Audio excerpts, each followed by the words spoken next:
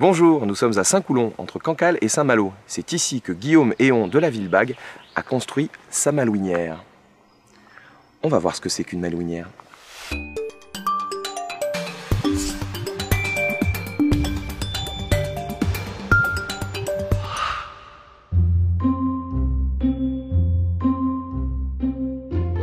Monsieur Lopez, vous habitez cette malouinière, vous êtes un corsaire en vacances alors? Voilà, tout à fait. Non, cette malouinière appartient à Marie-Hélène Chauveau et à sa mère Madeleine Chauveau, qui ont une très belle propriété, c'est vrai, qu'on appelle malouinière. Elle a été construite en quelle année? Alors, elle est construite en 1715. Elle fait partie des 112 malouinières que compte Saint-Malo. Et une malouinière, c'est ça. C'est une symétrie parfaite, avec des cheminées en pignon qui défient les lois de l'équilibre, des épis de faîtage en forme de pot à feu qui couronnent les toitures, et ce bandeau de granit qui délimite comme ça l'étage. C'est une des plus grandes? Elle fait partie des 10 plus grandes. Vous en avez 112 et elle fait partie des 10 plus grandes.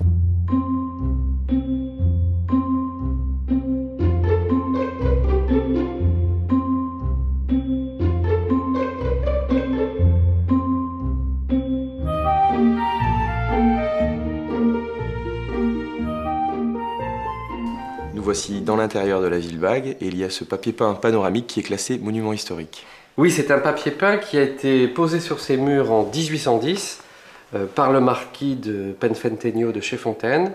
Il avait épousé la dernière Héon de la Villebague. Pour lui faire plaisir, il lui a trouvé ça à Paris, à la manufacture Dufour et Leroy, qui était installée à la Bastille. Et en 1810, ce papier est posé, mais en 1972, il a disparu. Les anciens propriétaires l'avaient découpé, vendu à un antiquaire. Et Jacques et Madeleine Chauveau, quand ils achètent cette propriété en 1975, vont pister tout simplement ce papier peint qu'ils finiront par retrouver au marché de l'art à Aix-en-Provence. C'est une histoire extraordinaire. Ah oui, oui, oui, parce qu'il n'avait jamais été remonté nulle part, il passait d'antiquaire en antiquaire, et bon, maintenant il est là, il a repris sa place, il est classé monument historique. C'est une pure merveille, ça représente l'arrivée des Espagnols chez les Incas.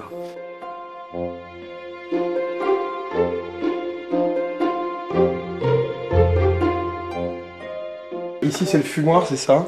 On appelle ça le fumoir. Oui. Hein, Est-ce que le corsaire, quand il était... parce qu'il venait ici en vacances, mais en fait il faisait pas d'affaires ici réellement.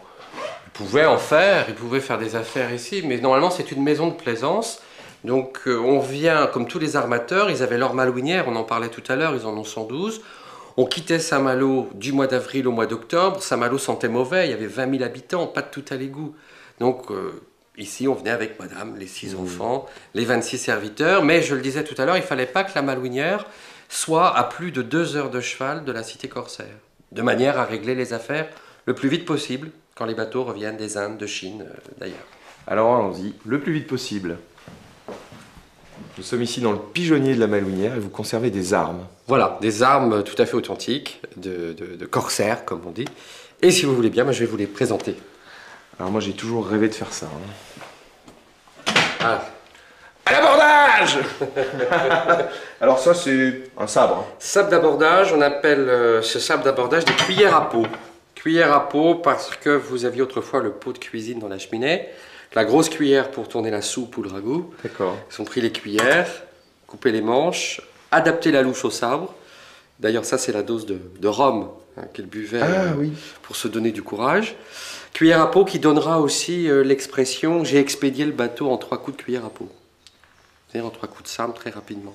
Vous avez aussi le poignard d'abordage. Qui est frappé aussi d'encre de marine, de poinçon, à lame légèrement incurvée et triangulaire de l'autre. On imagine très bien les dégâts que ça pouvait causer. Et la hache d'abordage, c'est le piolet du corsaire. Voilà, on plante ça dans le bateau ennemi, on lance les grappins et on monte à l'abordage. Arrivé là-haut, boum. Et ces petits boulets de canon là? Alors c'est un boulet à chaîne et ça sert à freiner le navire ennemi. Quand ce boulet partait, ça s'ouvrait, ça partait en vrille et ça déchirait les voiles, ça cassait les mâts. Parce qu'il fallait pas toucher à la coque. Ah oui, c'est précieux. Ça peut se revendre un bateau. Et là, on a déjà de l'arme à feu. Voilà, pistolet à percussion, Premier Empire, donc de l'époque de Surcouf. On met un certain temps à armer ce genre de choses. D'ailleurs, je peux vous faire une démonstration. On ne va pas l'armer pour de vrai. Mais ça, c'est la dose exacte pour la poudre. Donc, on met la poudre là-dedans. Ensuite, on met de la bourre. On passe bien. Ensuite, on met la bille en plomb. On passe aussi. Il ne faut pas que la bille tombe. Donc, on remet de la bourre. Bille en plomb. Pendant que l'autre en face attend que vous ayez fini votre cinéma, bien sûr. Oui. Vous remettez ça, vous armez. Et là, on met une amorce. Voilà. D'accord. On est mort, quoi, déjà. C'est un bon moment. Ça va beaucoup plus vite dans le film Pirates des Caraïbes. Oui, et dans Master et Commander aussi. Voilà.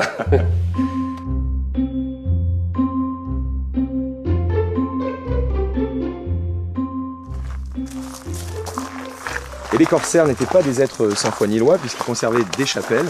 Oui, voilà, la chapelle Sainte-Sophie, que vous allez voir, qui date du XVIIe siècle.